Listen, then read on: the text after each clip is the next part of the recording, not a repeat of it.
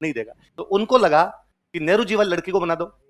इंदिरा गांधी बोलते नहीं थे ज्यादा, लड़की है, बच्ची है, ज्यादा बोलती भी नहीं है, और अपने तो कितने सीनियर है, इसलिए अपनी सारी बातें भी मानती रहेगी। और मोरारजी देसाई के सामने किसका खड़ा करे, और किसी को खड़ा कर देंगे कि भाई इसको खड़ा कर दो प्रधानमंत्री पद के लिए, तो कोई मानेगा नहीं। आपने कहते थे नेहरू जी की लड़की ही चुनाव लड़ेगी, तो नेहरू जी की लड़की के नाम पे सारे शांत भी हो जाएंगे। इंदिरा गांधी का जैसे नाम लिया तो ज्यादातर लोग इंदिरा गांधी के पक्ष में आ गए, और इंदिरा गांधी जी क्या बन गए, अपने पीएम। मोरारजी देसाई वापस रह गए। पर इंदिरा जी जब पीएम बने, पीएम बनने के बाद उन्होंने बताया कि वो कितनी बोलती है। अब इंदिरा गांधी ने कहा लिस्ट बनाओ, कांग्रेस बड़ी पार्टी हुआ करती, तो कांग्रेस ने बेंगलोर में एक मीटिंग बुलाई। क्या मीटिंग बुलाई? 15 लोगों की मीटिंग, 15 बड़े लोगों की मीटिंग। देश की प्रधानमंत्री इंदिरा गांधी, प्रधानमंत्री कौन है? उधर भी जोरदार बातें भी। उधर अपने देश के पहले प्रधानमंत्री बने जवाहरलाल नेहरू, 52 में चुनाव नेहरू जी पीएम, 57 में चुनाव नेहरू जी पीएम, 62 में चुनाव नेहरू जी पीएम, 64 में नेहरू जी की डेथ हो गई। 64 में नेहरू जी की डेथ हुई। साहब अब पीएम किसको बनाया जाए, तो पीएम पद के लिए सबसे बड़े दावेदार थे मोरारजी भाई देसाई। कौन थे? मोरारजी भाई देसाई। पर मोरारजी भाई देसाई को पीएम नहीं बना के तब पीएम बना दिए लाल बहादुर शास्त्री। कौन बना दिए? मोरारजी भाई देसाई कैसे करके साइड में लगा दिए गए। 2 साल बाद में शास्त्री जी की डेथ हो गई, और शास्त्री जी की डेथ हुई तो अब वापस पीएम का दावेदार कौन? मोरारजी भाई देसाई। पर इस बार फिर मोरारजी भाई देसाई को साइड में लगा के पीएम बना दिए गए इंदिरा गांधी। कौन बना दिए? क्योंकि उस समय जो कांग्रेस के अध्यक्ष थे वो थे के कामराज। क्या नाम है? तमिलनाडु के एक बड़े नेता थे के कामराज। कामराज को पता था कि यदि मोरारजी भाई देसाई बन गए, तो मोरारजी भाई देसाई बहुत प्रभावशाली नेता थे, उप प्रधानमंत्री रहे हुए थे, वित्त मंत्री रहे हुए थे, बॉम्बे के मुख्यमंत्री रहे हुए थे। बॉम्बे बड़ा स्टेट था उस समय, बॉम्बे जैसे पैसे वाले स्टेट का मुख्यमंत्री कितना पावरफुल होता है। और यदि यह पीएम बन गया तो हम बाकी नेताओं की चलने नहीं देगा। तो उनको लगा कि नेहरू जी वाली लड़की को बना दो। इंदिरा गांधी बोलते नहीं थे ज्यादा, लड़की है, बच्ची है, ज्यादा बोलती भी नहीं है, और अपने तो कितने सीनियर है, इसलिए अपनी सारी बातें भी मानती रहेगी। और मोरारजी देसाई के सामने किसका खड़ा करे, और किसी को खड़ा कर देंगे कि भाई इसको खड़ा कर दो प्रधानमंत्री पद के लिए, तो कोई मानेगा नहीं। आपने कहते थे नेहरू जी की लड़की ही चुनाव लड़ेगी, तो नेहरू जी की लड़की के नाम पे सारे शांत भी हो जाएंगे। इंदिरा गांधी का जैसे नाम लिया तो ज्यादातर लोग इंदिरा गांधी के पक्ष में आ गए, और इंदिरा गांधी जी क्या बन गए, अपने पीएम। मोरारजी देसाई वापस रह गए। पर इंदिरा जी जब पीएम बने, पीएम बनने के बाद उन्होंने बताया कि वो कितनी बोलती है, और के कामराज की एक भी बात माननी बंद की। बूढ़ियों को सबको सल्टाया। अब कांग्रेस में जो बूढ़े बूढ़े लोग बैठे हुए उनको इंदिरा गांधी को हटाना है, लेकिन इंदिरा गांधी हटने वाली नहीं। 67 में चुनाव हुए, चुनाव में वापस कांग्रेस जीत गई, इंदिरा जी वापस पीएम बन गए। अब वो उनकी चल नहीं रही, इंदिरा जी अपनी दिखा रहे हैं एकदम। 69 के अंदर ये हो जाता है, जाकिर हुसैन जी वाला हो जाता है। अब राष्ट्रपति का चुनाव है, राष्ट्रपति का चुनाव है, कांग्रेस की बेंगलोर में मीटिंग है। कांग्रेस वालों ने सबने कहा हाँ भाई कौन बनना चाहिए राष्ट्रपति। 15 मेंबर बैठे इंक्लूडिंग पीएम, और सबने कहा कि भाई पर्ची पे लिख के दे दो कौन बनना चाहिए। पर्ची पे लिख के दिया गया। 14 पर्चियों पर एक नाम लिखा हुआ था, नीलम संजीवा रेड्डी। क्या लिखा हुआ था? नीलम संजीवा उस समय लोकसभा के स्पीकर थे। इंदिरा गांधी जी पीएम है और नीलम संजीवा रेड्डी को लोकसभा के स्पीकर, और इंदिरा गांधी के नीलम संजीवा रेड्डी की आपस में नहीं बनती।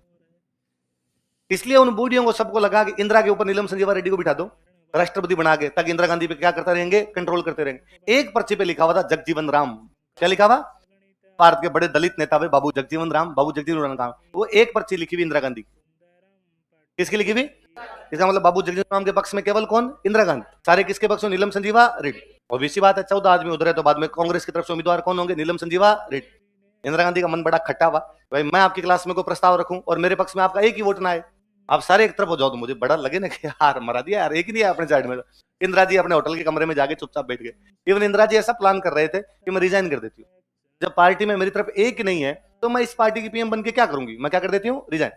इंदिरा जी अंदर बैठे, उनका जो पीए है वो बेचारा बाहर चक्कर काटे, पीए को लगे रिजाइन करके तो अपनी नौकरी जाएगी, अपने करेंगे क्या। तो पीए के पास में कांग्रेस के 3 यंग एमपी गए, उन्होंने जाके कहा कि एक एमपी गए, उन्होंने जाकर कहा कि क्या हुआ मैडम, क्या कर रहे हैं? यार मैडम रिजाइन करने वाले। क्यों? यार मैडम को लगता है मेरी साइड में एक ही नहीं है तो मैं क्या करूंगा। अरे रिजाइन नहीं करना, हम साथ में खड़े, ये बूढ़े लोग साथ में नहीं, यंग सारे साथ में। उसने इन तीनों में से एक को कहा तू अंदर जाके बात कर ले। वो लड़का अंदर गया, एमपी था, यंग एमपी, और उसने जाकर कहा कि मैडम रिजाइन देने की कोई आवश्यकता नहीं। क्यों जेंटलमैन, क्यों नहीं दूं रिजाइन? क्योंकि आपके साइड में हम है, कांग्रेस के जितना यूथ है वो सारा आपके साथ में खड़ा है, इन बूढ़े लोगों की क्या बात माननी, ये तो आपके खिलाफ लोग है सारे के सारे।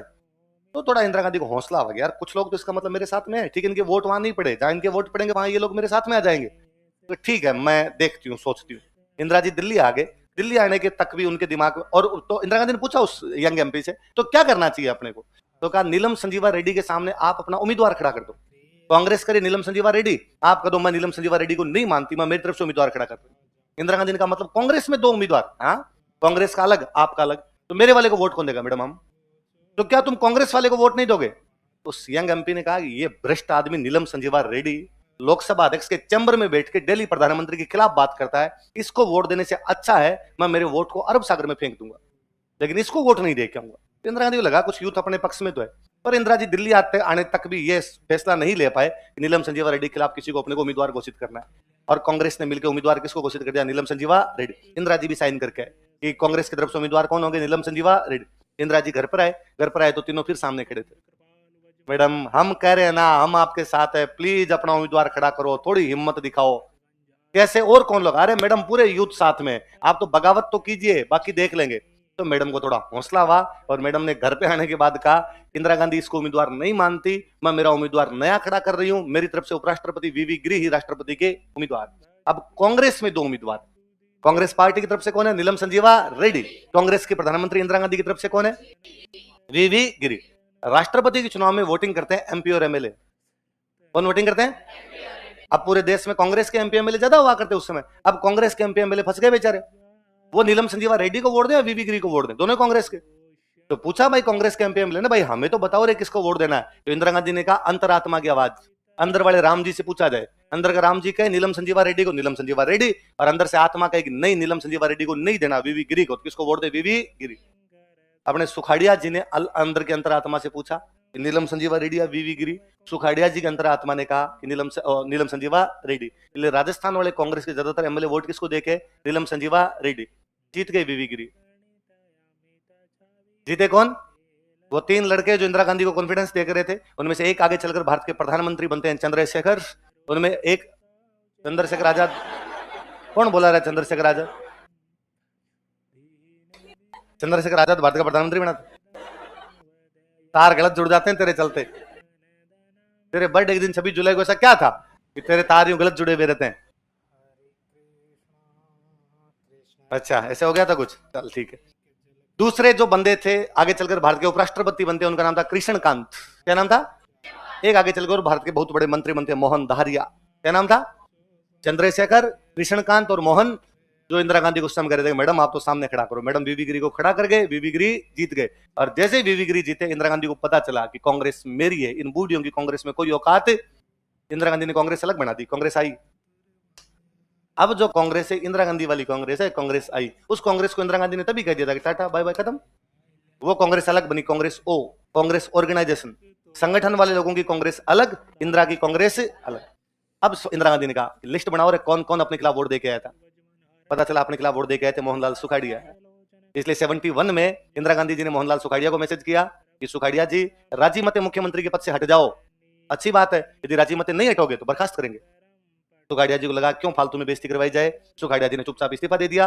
पॉलिटिक्स कहती है कि यदि किसी का पॉलिटिकल करियर बर्बाद करना हो, यदि किसी का पॉलिटिकल करियर, उसे राज्यपाल बना दो। क्या बना दो? भारत में राज्यपाल बनने पर कोई राजी नहीं होता। एक भी नेता राज्यपाल बनकर राजी, जब भी किसी को राज्यपाल बनाया जाता है लोग कहते हैं कि बधाई हो राज्यपाल बने। मैं बधाई मत दो, सांत्वना दो। ये आदमी अंदर कमरा बंद करके तकिया मुंह में लेके रो रहा है, आवाज और बार नहीं आ पा रही है। राज्यपाल कौन बनना चाहता है इस भारत के अंदर? कोई काम ही नहीं होता राज्यपाल के पास में। हर पॉलिटिशियन चाहता है सत्ता तो रहे हाथ में, राज्यपाल के पास क्या पावर होती? कोई पावर नहीं होती। तो सुखाड़िया जी को साउथ इंडिया का राज्यपाल बना के भेजा उधर रहो। तो यदि इंदिरा गांधी वाला वो कांड नहीं हो, यदि उस समय सुखाड़िया जी वीवी गिरी को वोट देते, तो मुझे ऐसा लगता है सुखाड़िया जी आज भी राजस्थान के सीएम होते, मरते ही नहीं, अमर हो जाते सुखाड़िया जी। भाई 17 साल तो रह गया था, अगला आदमी आगे भी जल्दी से हटने वाले नहीं थे। तो पूछे राजस्थान के सबसे युवा मुख्यमंत्री, राजस्थान का सर्वाधिक लंबे समय तक रहने वाले मुख्यमंत्री, लिख लो। तो अपनी तरफ क्या देखना? सुखाड़िया जी कोष्टक में लिखो, क्या लिखोगे देखता हूं मैं।